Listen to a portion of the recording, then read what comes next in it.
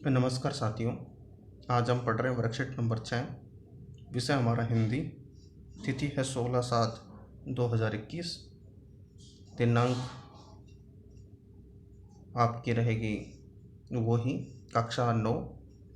और विद्यार्थी अपना नाम लिख दें और कक्षा अध्यापक का नाम। साथियों, आज हम पढ़ रहे हैं अपठित गद्यांश। आपको ये गद्यांश पढ़ करके उसके प्रश्नों के उत्तर देने हैं। तो चलिए स्टार्ट करते हैं। हम निम्नलिखित गद्यांश को ध्यानपूर्वक पढ़ करके पूछे गए प्रश्नों के उत्तर लिखें। चलिए स्टार्ट करते हैं। लोगों को यह कहते सुना जाता है कि एक और एक दो होते हैं, परंतु एक मुहावरा होता है एक और एक 11। इस कथन का अभिप्राय है कि समाज में शक्ति होती है। जब दो व्यक्ति एक साथ मिलकर प्रयास करते हैं तो उनकी शक्ति कई गुना हो जाती है। मनुष्य एक सामाजिक प्राणी है।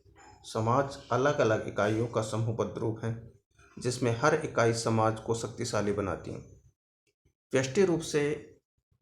व्यष्टि रूप में एक व्यक्ति का कोई महत्व नहीं, परंतु समष्टि रूप में वह समाज की एक इकाई है। बाढ़ से बचने के लिए जब एक आंख से दिव्यांग और पैरों से दिव्यांग व्यक्ति में सहयोग हुआ तो आंखों से दिव्यांग को आंखें और पैरों से दिव्यांग को टांगें मिल गई, दोनों बच गए। एकता में बड़ी शक्ति है। जो समाज एकता के सूत्र में बंधा नहीं रहता वह पतन अवश्य भावी है। भारत की स्वतंत्रता इसी फूट का परिणाम थी। जब भारतवासियों ने मिलकर आज़ादी के लिए संघर्ष किया तो अंग्रेजों को यहाँ से भागना पड़ा। गणित में शून्य के प्रभाव से अंक 10 गुने हो जाते हैं। अतः समाज का हर व्यक्ति सामूहिक रूप से समाज की रीढ़ होता है। देखिए, यहाँ पर हम जो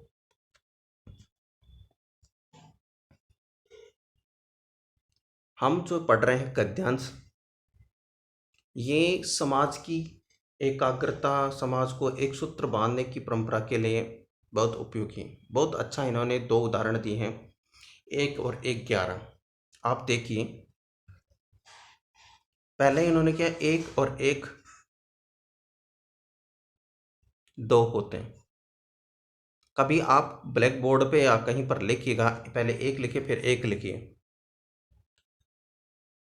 1 और 1 2 नहीं होते, हमेशा 11 होते हैं।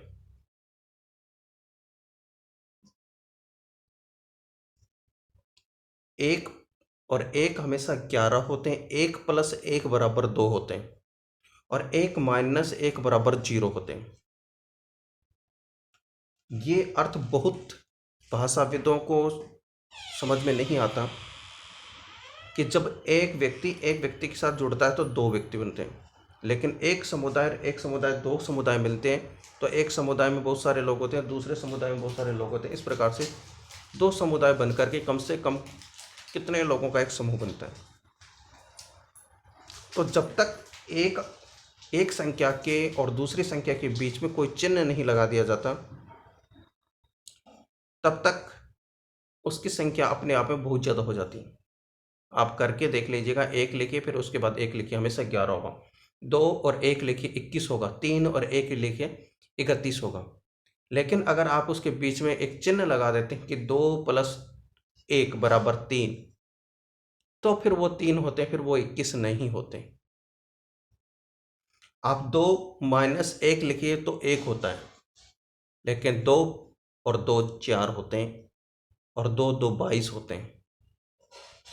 तो लोगों से आपने सुना होगा कि 1 और 1 2 होते हैं, लेकिन 1 और 1 11 होते हैं, और यही साबित करता है समाज की एकता को। यही संख्या कई गुना हो जाती है जब हम आपस में मिलकर के रहते हैं।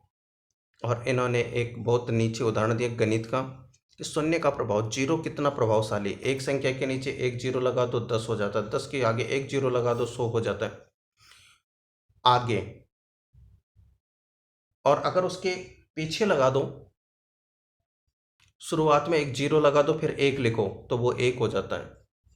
लेकिन अगर उस एक के बाद में एक जीरो लगाओगे 10 होगा, 10 के आगे एक जीरो लगाओगे 100 होगा, 100 के आगे एक जीरो लगाओगे 1000 हो जाएगा।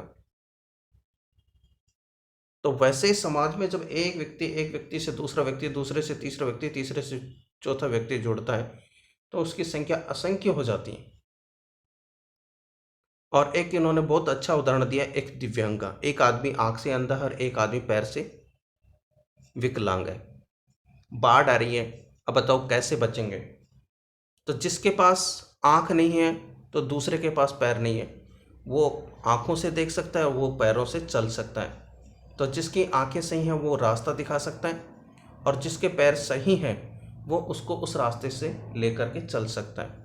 इस प्रकार से एक व्यक्ति दूसरे के लिए कैसा प्रयोगी है, दूसरा व्यक्ति पहले वाले के लिए कैसे उपयोगी है, इस प्रकार से दोनों मिलकर के एक अपने मंजिल तक बढ़ सकते हैं।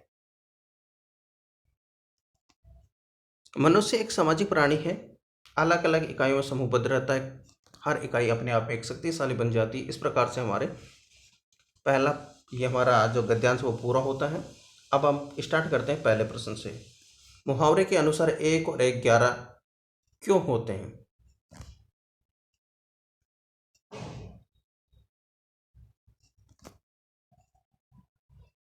तो हम पहले लाइन में इसका उत्तर ढूंढ लेते हैं।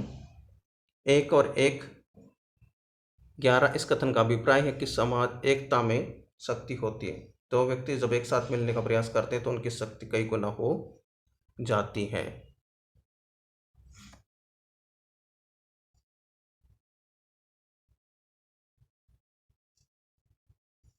अब इन्होंने एक बहुत अच्छा प्रश्न पूछा है कि गद्यांश में आए हुए वेष्टि शब्द का आशय स्पष्ट कीजिए।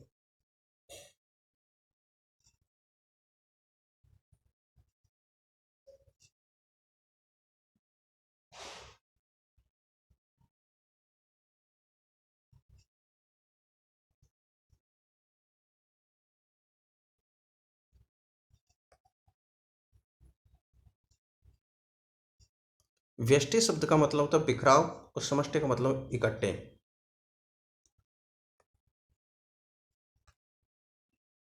बिखरे हुए एक व्यक्ति का कोई महत्व नहीं है और इकट्ठे हुए एक एक व्यक्ति का बहुत महत्व है। तो बिखरा हुआ शब्द लिख देंगे हम।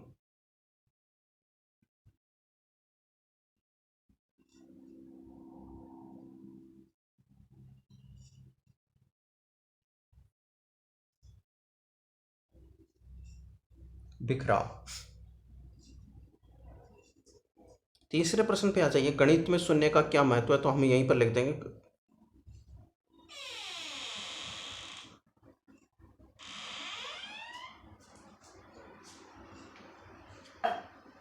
समष्टि का मतलब समग्र रूप से, समग्र का मतलब सारे के सारे एक जगह, और व्यष्टि का मतलब होता है बिखरे हुए, अलग अलग।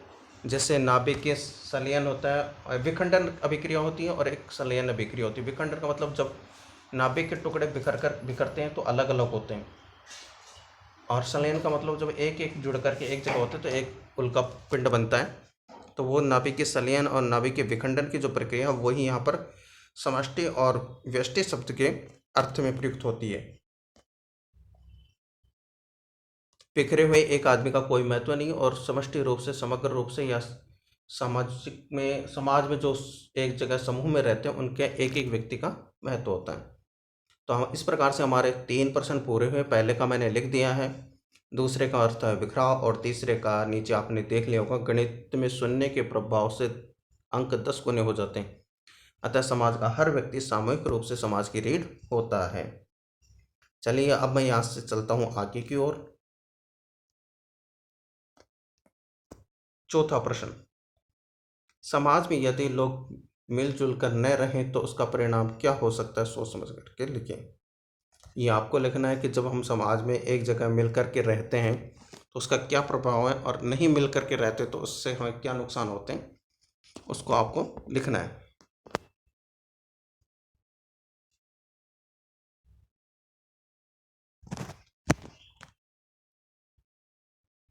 मैं लिख देता हूँ छोटा सा आंसर।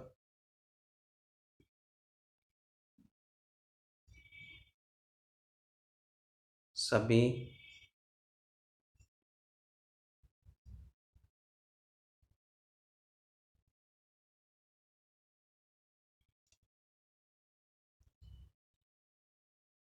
सभी मिलजुल कर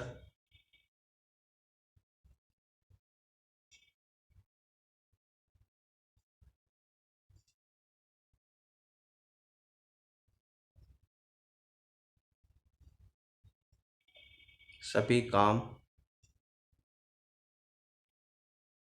शीघ्र हो जाते हैं। सभी मिलजुल कर के रहें तो सभी काम शीघ्र हो जाते हैं, वरना बहुत कठिनाई होती है काम सिद्ध करने में। एक और एक 11 है, इस मुहावरे का प्रयोग वाक्य में प्रयोग कीजिए। आपको एक अर्थ तो समझ में आ गया कि जब एक और एक मिलते हैं तो 11 हो जाते हैं। अब कैसे आप बताओगे कि एक और एक मिलते हैं तो 11 कैसे बनते हैं और वो कैसे सिद्ध होता है, इसको आपको लिखना है और आप अपनी वर्कशीट में लिख करके इसको सिद्ध कीजिए। कोई एक उदाहरण पेश कीजिए कि आप कैसे कर सकते हैं। इस प्रकार से आज की हमारी वर्कशीट पूरी हुई। फिर मिलेंगे हम अपनी वर्कशीट के साथ।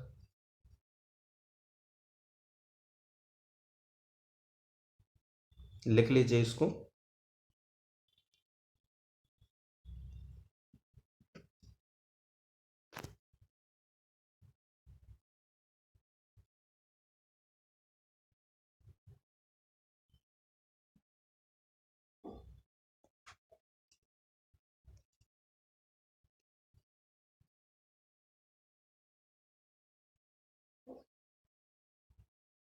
चलिए, आज की हमारी वर्कशीट पूरी होती है। धन्यवाद।